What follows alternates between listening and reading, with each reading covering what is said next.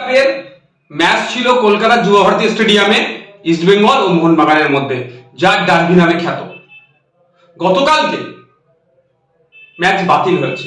সূত্র মারফত জানতে পেরেছিলাম গ্যালারিতে দুই দলের সমর্থকেরা জাস্টিস ফর আরজি কর টেপোতে ভরিয়ে তুলবে, এটাই হয়তো ভয় পেয়ে বাতিল করা হয়েছে।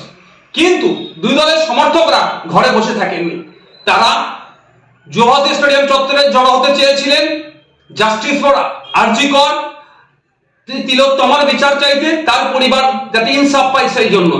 তার সাথে পা মিলিয়েছিলেন ইস্টবেঙ্গল, মোহনবাগানের সাথে মহামারান স্পোর্টিং ক্লাব। তার এই তিন দলের কর্মী সমর্থকরা যখন জড়ো হয়, পুলিশ মেন গেট থেকে 200 মিটারের মধ্যে কাউকে প্রবেশ করার অনুমতি দেয়নি, 200 মিটারের বাইরে দাঁড়িয়ে বাইরে থাকার কথা বলেছে।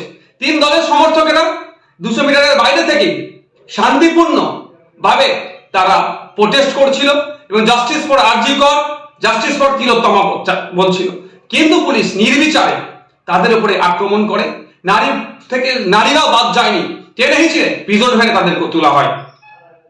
আমাদের প্রশ্ন, যেখানে মুখ্যমন্ত্রী নিজে জাস্টিস ফর তিলোত্তমা বলছেন, খুনিদেরকে দোষীদের শাস্তি চাইছেন, ফাঁসি চাইছেন, এবার ডেডলাইন করে দিচ্ছেন, সেখানে ভিন্ন দলের সমর্থকেরা, তারা যারা ভিন্ন মানুষেরা যারা তিলোত্তমার হয়ে আওয়াজ করছে, তাদেরকে পুলিশ দিয়ে এরকম ভাবে দমন পীড়ন করা হচ্ছে কেন?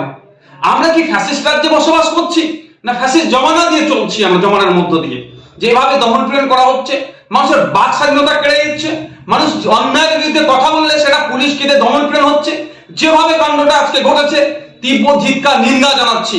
আমরা অপদার্থ, ব্যর্থ পুলিশ মন্ত্রীর ব্যর্থতার দায় স্বীকার করে পদত্যাগের দাবি করছি। সাথে সাথে স্বাস্থ্যমন্ত্রীও এই দায়, এই যে ঘটনা আরজি করে ঘটেছে, এটা নতুন ঘটনা নয়, বিগত দিনে এই ধরনের অনেক ঘটনা স্বাস্থ্য কেন্দ্রগুলোতে রিলেটেড ঘটছে, সম্পূর্ণরূপে ব্যর্থ হয়েছে। স্বাস্থ্যমন্ত্রীরও পদত্যাগ দাবি করছি এবং সাথে সাথে একটু রাজ্যের মুখ্যমন্ত্রীকে স্মরণ করে দিতে চাই যে পৃথিবীতে যত ফ্যাসিস্টরাই ছিল না কেন, তারা বিভিন্ন সময় গুন্ডা মস্তান পুলিশ প্রশাসনকে কাজে লাগিয়ে মানুষের বাক স্বাধীনতা কেড়ে নেওয়ার চেষ্টা করেছে, মানুষকে দমিয়ে রাখার চেষ্টা করেছে, কিন্তু নির্দিষ্ট সময় পরে কিন্তু সেই ফ্যাসিস্টদের পতন হয়েছে। আমরা চাই না পশ্চিম বাংলার মানুষ এই ধরনের কোনো কিছু করুক। আর আমরা আশা করবো রাজ্য সরকারের কাছে, রাজ্য সরকারের প্রধান যিনি আছেন তার কাছে আশা করবো মানুষের বাক স্বাধীনতাতে কোনো রকম ভাবে না হস্তক্ষেপ হয়, সেটা আপনি ভালো করে দেখবেন।